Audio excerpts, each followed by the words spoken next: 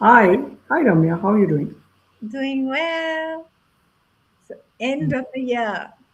Yeah, it's the year, and it's what 6 months since we started talking about doing this. A little bit less, no? Yeah, yeah. Maybe. And we have Almost. something special today. Yeah, it's something very special, and just give me a second. Where are we here? Yeah. Yeah. So for the year end, we were thinking about what we should do, and we thought of what better than two coaches doing reflections, right? Discussing how the year went for us and how we've transformed through this year. I think a year is a good time frame to actually stop and take a sort of check, right? Yes. Um, so I think for today, the format is we're both going to reflect on the year for ourselves, Mhm. and we're going to look at who we were a year ago and who we are now, and in how we've changed in three ways, right? Uh, And why don't you go first, Dr. Ramya? Why don't you tell me your first uh, major sort of transformation, or how have you changed this year? Yeah, okay. So we decided to talk about three things. Shweta and I decided to talk about three things, three experiences where we feel we've evolved from, one state to another. And it was a beautiful, beautiful exercise to do. There were many, but I picked three that I thought I'd want to share. And the very first one that I wanted to share was my evolution as a writer. Now, my primary mode of writing has been poetry ever since I've been a kid. And poetry is usually always written. It's art, it's expression, right? So it's from I write what I want to, and I don't really think about who's going to read, how are they going to interpret, what will they understand, will they understand also, and that's very different from writing prose, writing a book. And my other form of writing has been academic writing, or very structured writing, where again it's different. I haven't written a book before. So at the end of 2024 I published a book, and it was such a humbling experience. So I wrote this book as a self-help book, as in it's a series of exercises where I expect the reader to read and do those exercises and then achieve the breakthroughs that my students and coaches and participants have been experiencing for the last 15, 16 years. So the exercises themselves were very, very tried and tested. What was not tried and tested was the fact that people will have the discipline, determination, or even motivation to sit and read through and do those exercises themselves, because it's always been done as part of a program, either a group program or solo coaching or workshops and retreats. And that is the very humbling part. So I will say the book did not achieve that purpose. So I heard from a lot of people, and I heard two different, my feedback that I got was two different kinds, none of which was the purpose with which I wrote the book. So, one category, there was a side purpose that has been achieved, and I'm grateful, which is I used it as an accompanying book in my own courses, the two courses that I teach at IMB, as well as, it was picked up by students and participants who've done my programs before. Now, they loved reading the book as a aside, as a extra reading material, right, or as a revision. So that was served, but that was not the primary purpose. Primary purpose is that a completely new to pick it up and go through. And that I pretty much heard from very few people. I can count it on one hand who are actually going through that process. And again, what I've heard back is from people who know the work, they just open random pages and read. So that the flow was not achieved. Now, fast forward, what is my learning evolution through all that feedback? A, it's very humbling. B, I'm writing my next book. And what I'm doing in this next book is a very different approach. So it's not what I want to write, but every time I keep going into the reader's shoes, right? So I'm trying to make it very interactive, very lively, trying to put in a lot of entertainment. So it's it's a very, very new and different experience. It's going very slowly because it's not my natural style, but I'm doing it, and that's been the evolution. And that book is still going on. But yeah, it's like going on, putting myself in a reader's shoes and trying to yeah, see how can this one be actually picked up and read by someone who doesn't know much about it. So, what's your evolution? My evolution is I think it's like, what you call in design thinking, which I teach, which is instead of just writing from my perspective and making all these assumptions that people, that my assumption was a reader will be like I am a reader. Like when I read books, I don't have any problem in reading, doing exercises, all of that. So I thought every reader will be like me. So no. So really understanding readers for who they are, what they want, what will work, and yeah, bringing in a lot of entertainment into the new book, something that was completely missing in my old one. So Got it. So, you transformed in how you write. yeah, From writing, writing. how you're transforming in how you write. Yeah. Yeah. Yeah. And for me, my first one uh, is I think this year when I started 2025, I've actually very publicly put it out on LinkedIn as well that my goal for this year was to change my relationship with consistency, right? Consistent. With consistency, yeah. Um, I've had a very rocky relationship with consistency across various spheres in my life, and there's a very predictable pattern to it at some level. I start out great. I start out with whatever. I start a new habit. I do amazingly well for the first 3 4 weeks. Then my mind tells me, "Oh, it's okay. You can cheat a day or two," and then you kind of drop the ball on that for a day or two, and then sometimes it slowly becomes that gap. Sometimes becomes 3 4 days, and then by the third or the fourth month, I've forgotten the habit altogether. Right? Uh, what was missing in this piece was accountability. Right? I used to do all of these various. I've been trying to get consistent with habits for many years now. Right? Um, so what was missing in this piece was all of this was being done by myself. Right? I did not have any accountability to anybody in this whole process. And I thought that it would be very weak of me to seek help to get this done. Right? I wanted to be strong and be able to build habits by myself because I've seen people around me do it. My grandfather was fabulous at it. My dad was great at it. My husband is he literally decides and then he starts building habits the next day, right? Without any external help. Along the way, but I decided to, having failed so many times this year, I decided I'd be consistent about two things. One was my fitness. Uh, I had started the year with a severe knee issue. Somewhere in March, it was decided I might need surgery, and but I also started, and I'd had the issue for more than a year, but I was very inconsistent with my care, with my exercise, with my physio. Um, So for me, fitness was a big goal, and I needed to be super consistent with it. That was the first goal. And the second goal was become more consistent with my writing, specifically on LinkedIn. Right. In both of these, I chose different approaches. For fitness, I decided to get myself external accountability in terms of one, a trainer, someone I've worked with in the past who I knew was very good. So I didn't just do it by myself, basically. I joined an accountability group, which would keep me honest, where everybody just comes and tells, we just commit to a certain number of times a workout. So a quarter, everyone comes and does that. So we commit to accountability. And then it's a little bit of a subtle competition there because you've committed to something, you're in public now, you want to come and do that, right? So I found that was super effective for fitness, right? So I don't know if I've changed my relationship with consistency per se because I was super consistent with fitness this year.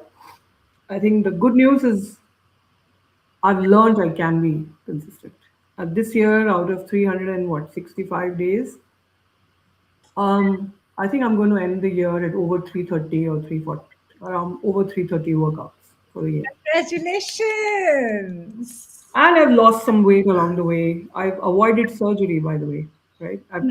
Double congratulations, and that's so I, inspiring. with my fitness consistency, I've managed to avoid surgery. So fitness has paid off a lot for me this year, or rather, consistency with fitness has paid off a lot. Writing did not go quite as well because I outsourced it. It was not, instead of getting a coach to train me or someone who's thing or an accountability partner where I would, and I even joined our power cover, a group, uh, a content creators group to be accountable, but that did not go quite as well. So I'm going to restart that again. I'm going to rethink that design, and this year I'm going to recommit to that. But broadly, what I learned along the way is different people do consistency differently. And it's important to learn what makes you consistent. For me, I realized accountability is a big factor. Uh, Having a coach or having a support ecosystem to be to kind of train me whenever I get stuck or pull me out or be someone. So I'm very accountable to externals. So having a coach means that I will, if I have an appointment with my coach, come hell or high water, I will show up. Right? So my hack is knowing what keeps me accountable, Mhm. which is a commitment to someone else. Right? So that's what I hacked this year, and I was able to use that to kind of work through my fitness consistency. Right. Wonderful. So yeah, my learning is, yeah, that I can be consistent, and that you have to hack whatever it is that works for you to crack consistency for you. Yeah, absolutely wonderful. And and I'm, as I'm listening to, I'm just wondering what keeps me consistent. I'm not at, I struggle as well, and definitely external commitments. I won't break them, so that really does help. So yeah, Mhm. yeah. I don't have another hack as of now. So yeah. Yeah, yeah, Okay. great. And what's your second one, Ramya? My second one. So my second and third, interestingly, are both related to two retreats that I attended this year. And so the first one, and both of these were week long, intense retreats. The first one was a retreat in rural Tamil Nadu. So it's also going back to my roots because I'm a Tamilian, but I didn't grow up in Tamil Nadu. In a village called Alvarpet, which is it's a temple town with a beautiful saint. It's just beautiful. So the geography itself of the place was the first homecoming for me to be in a rural Tamil Nadu. And I'm not a huge temple person, but this temple was wonderful because there's this really old tamarind tree that was there, and it was just so quaint. So we it was a process lab, so we were having workshops. For our day started 5:30 or 6 in the morning every day, so I would get up by 5:30, 6 in the morning, and it would go on till 7:38.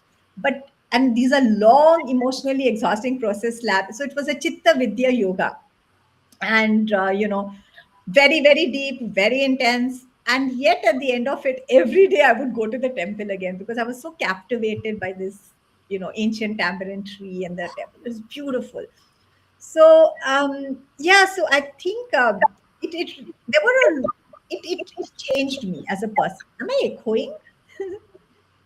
Or Oh, you're breaking up a little, but you're not echoing. yeah. And so it really changed me from the inside out, very very very beautiful, known, unknown, sublime ways. I'll just maybe give one example here, and this is more intellectual because some of these can't, the shifts can't even be explained. They can only be felt. I came out different.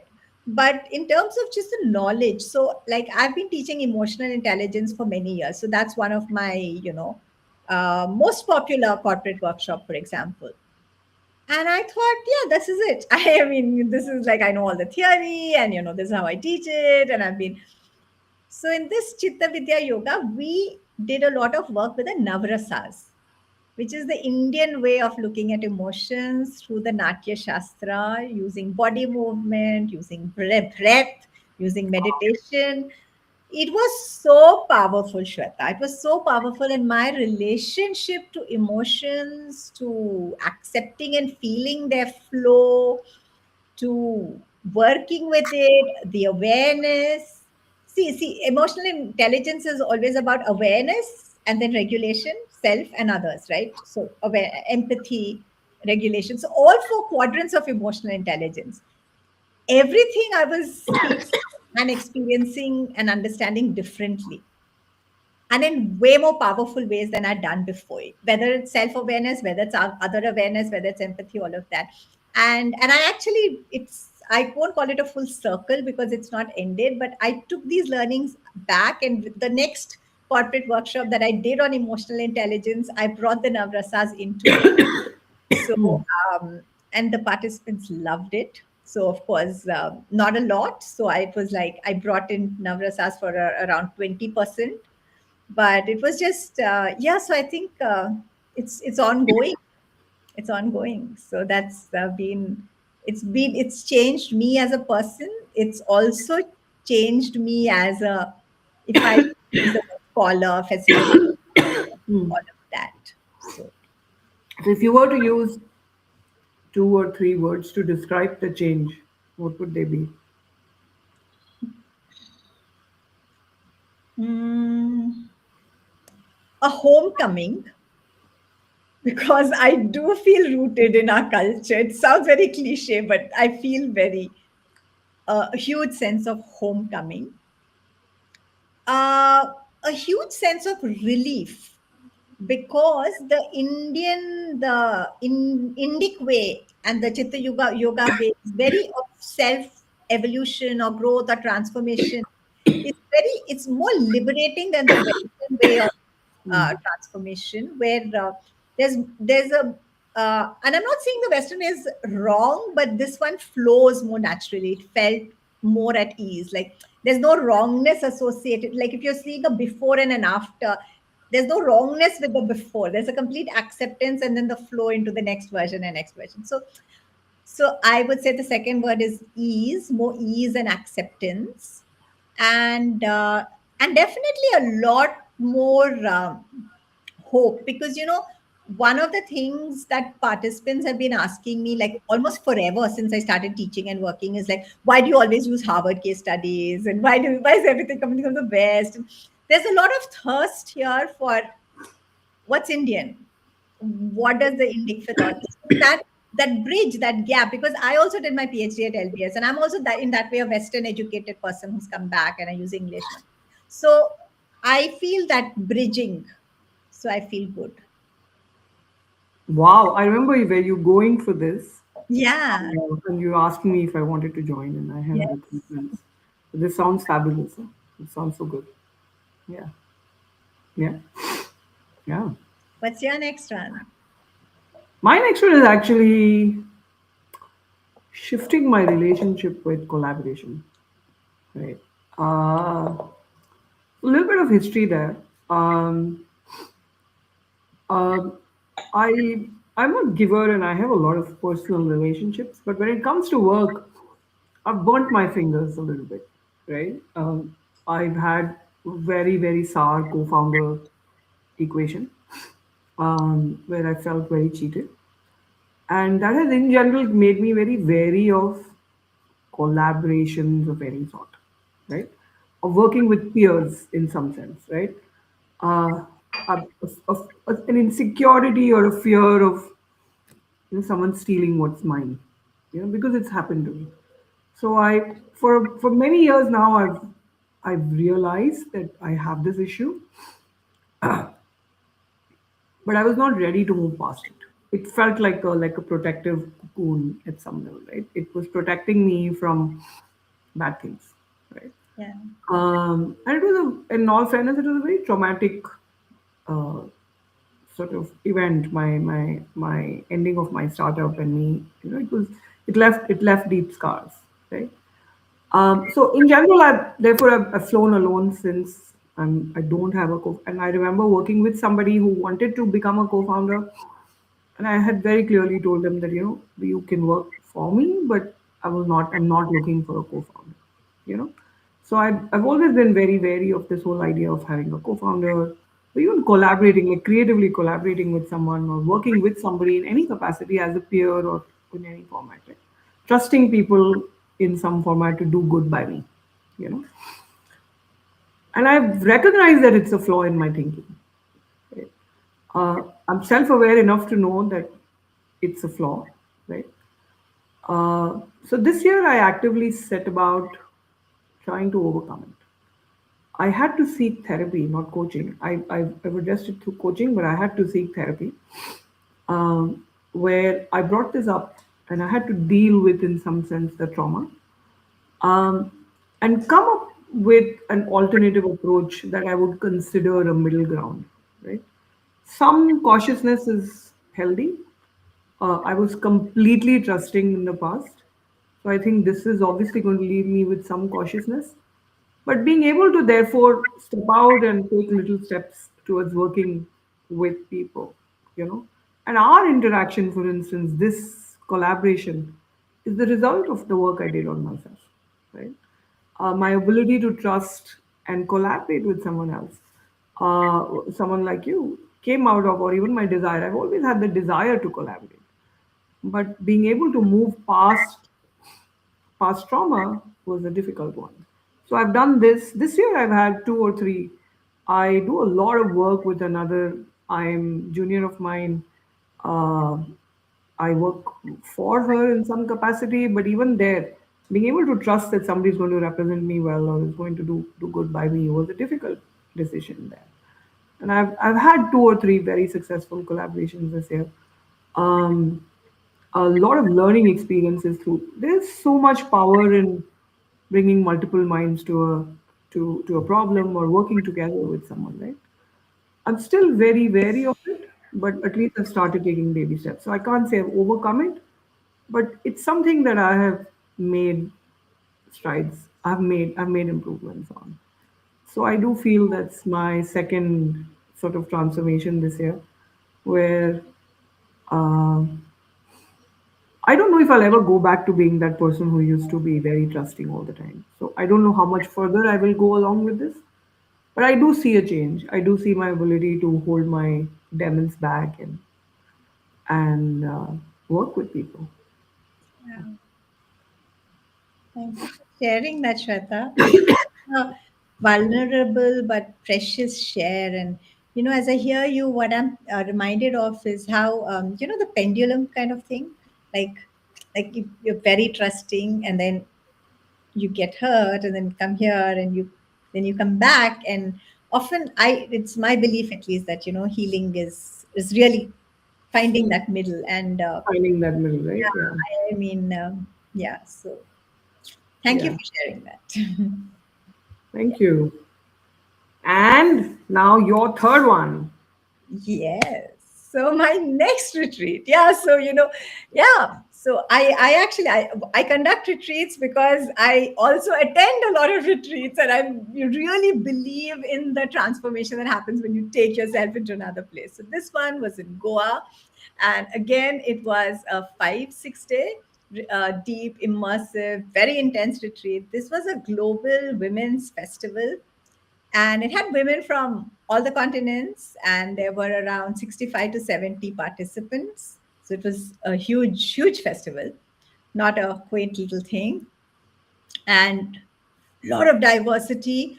And I intentionally chose it because it was a very different world from me. So it was not like a women in IIM world network. Okay, there was like everyone there was very, very different. They came from very different spaces, and I knew that when I was signing up, and I wanted to expose myself to all those different things. So I came out with a lot of beliefs challenged. Some beliefs that I had took a 180-degree turn, and maybe I just multiple beliefs were challenged. I discovered and I embraced parts of myself that I didn't know existed. So it's been very beautiful. But again, I'll take one example to share.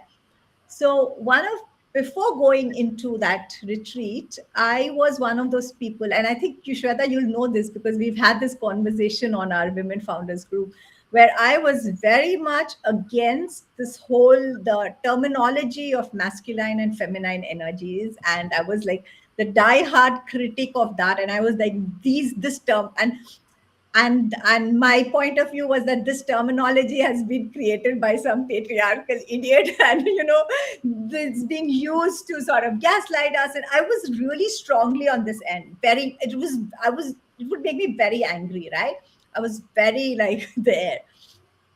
And yeah, so fast forward, we had lots of different sessions. We had energy healing sessions with different chakras, understanding the polarity, the biology, the energy flow of and we had exercises like again, I think I won't do justice to that transformation if I just sort of use 2-3 minutes of words, but I'll just give an example. So there was one morning, it was like 3-hour session on something that is called womb healing. Okay, so it's an energetic process of healing. So we're doing this in a huge room. Okay, 60 to 70 women, multiple facilitators, we're taking turns.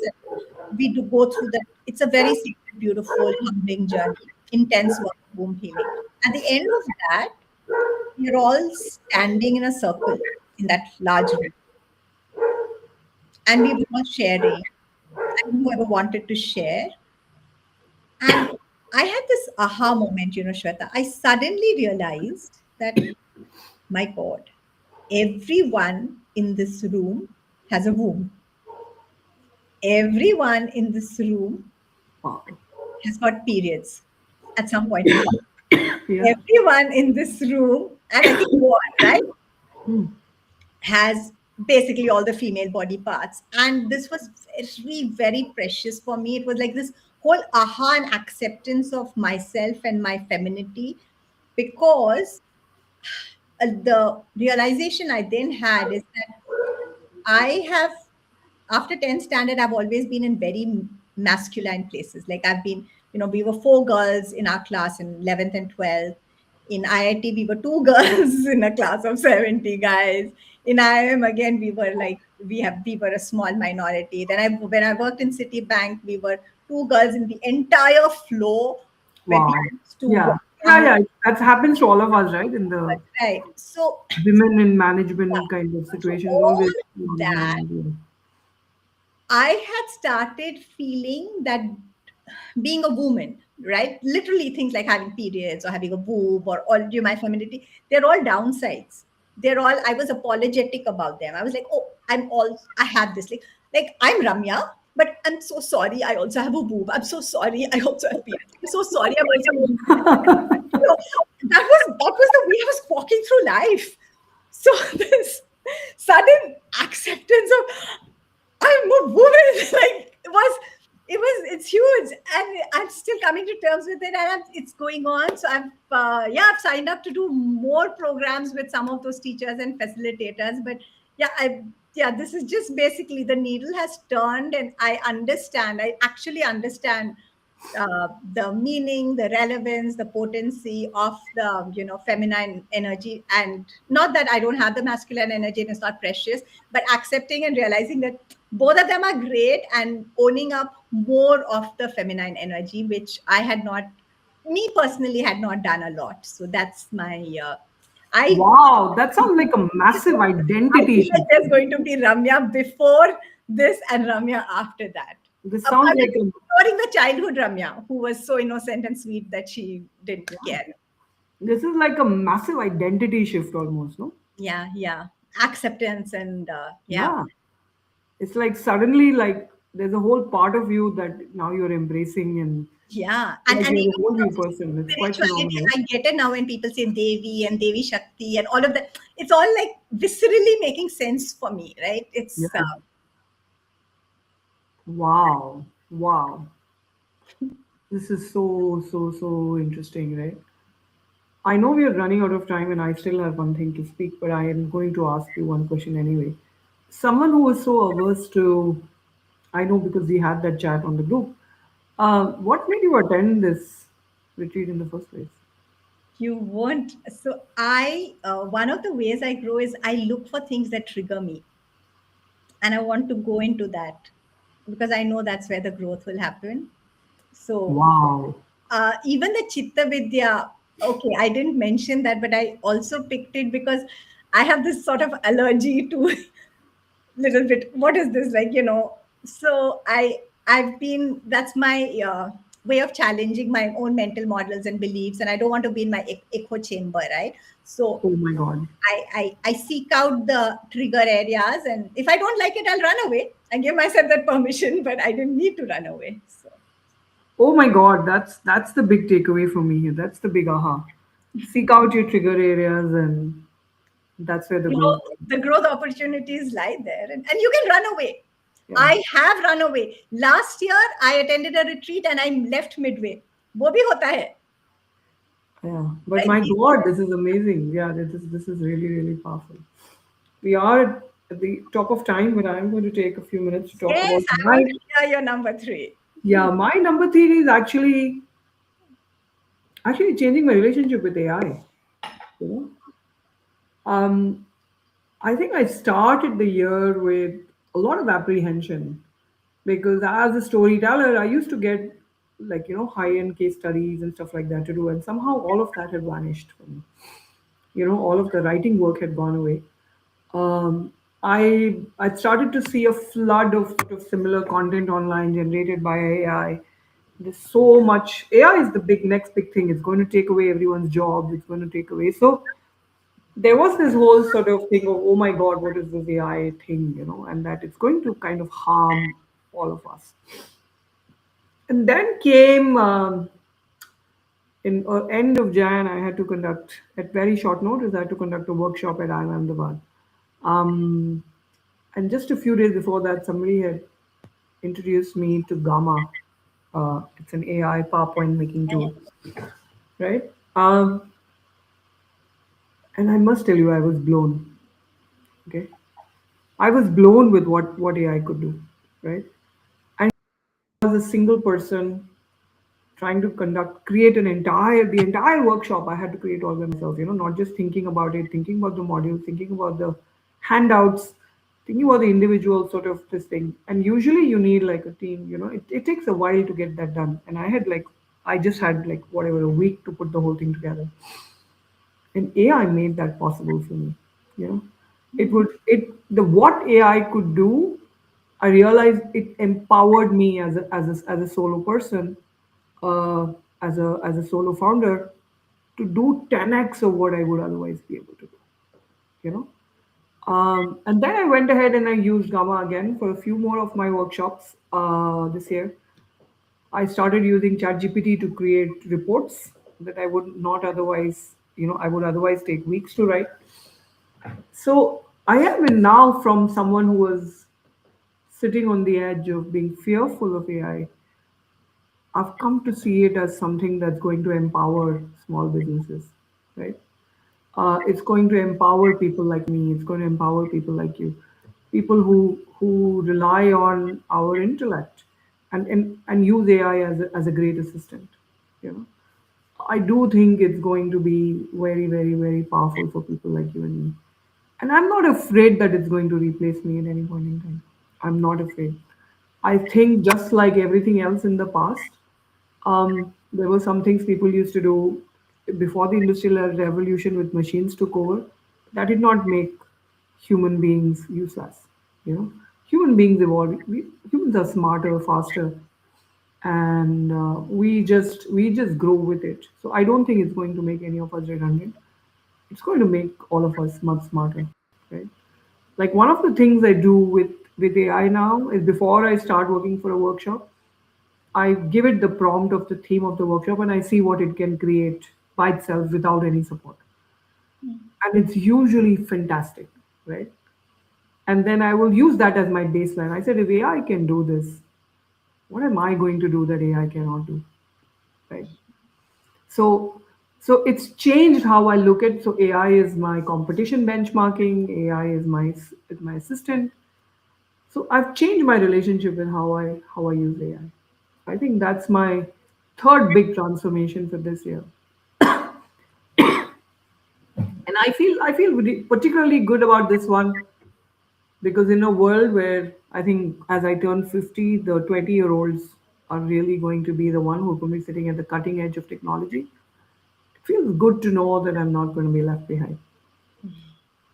So I think, yeah, those are my top three.